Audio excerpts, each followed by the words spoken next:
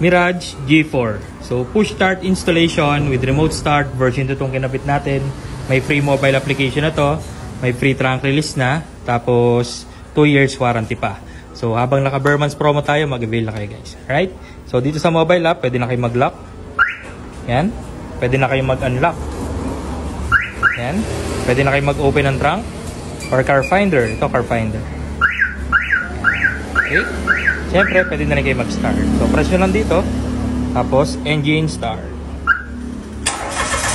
Yan. Okay. So nag-start na yung makina. And then maya maya, iilaw na yung headlights saka brake lights ng kotse rito sa app. Okay. Try natin. Yan. So nag-sync na yung system. Tapos pwede nyo rin patayin yung makina nyo. Stop nyo lang to. Press nyo yung stop. Tapos lagay nyo yung password to confirm.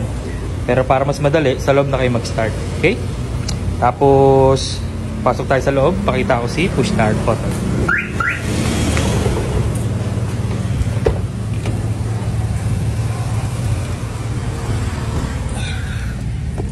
Ayan. So basically guys, kung anong mga pwede nyong gawin dito sa app, pwede nyong gawin sa key fob natin or sa remote. So pakita ko naman yung remote natin or yung key fob. So ito yung key fob natin. Nag-avail si sir ng key fob cover para at least may protection yung remote niya or yung key fob niya. Pag wala siyang cover, ito yung itsura niya. Mitsubishi talaga. Okay, then may key plate na ito na kasama. Papaduplicate nyo na lang po. Right? Tapos, after 10 seconds, then i-start nyo na yung makina nyo. Kahit hindi pa kayo maalis, basta tumapa kayo sa brake, auto-lock lahat ng doors nyo. And then, if naka-andar, pwede kayo mag-unlock.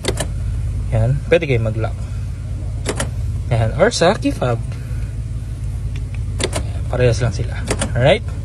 Tapos, pagpapatayin nyo na, apakan nyo lang yung brake. Isang pindot. Ayan, automatic unlock lahat ng doors without stepping sa brake. Unang pindot, accessories. Ayan. Pangalawa, on, bubukas yung cluster.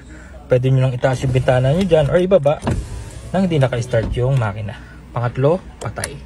Pag gusto nyo start, sa push start, hindi nyo trip mag-remote start, apakan nyo lang yung brake, isang pindot. Okay, so kulay-pula yung push start natin, medyo maliwanag pa lang. Alright? Tapos manual transmission, neutral lagi, tsaka handbrake. Kapag nakababa si handbrake, hindi nyo siya mare-remote start or ma-mobile start. Alright, so ganun siya kasi. Right? Tapos yung dati yung susian, nakatakip na. Okay? May cover na. So reversible yung process guys. Anytime you want, pwede nyo ibalik sa dati. Then yan, nag-sync na yung system. Alright, so napaka-reliable ang system natin. 2 years warranty, guaranteed clean wirings, quality installation, and then free back to zero fumigation pa after the installation. So maraming salamat. Bye-bye.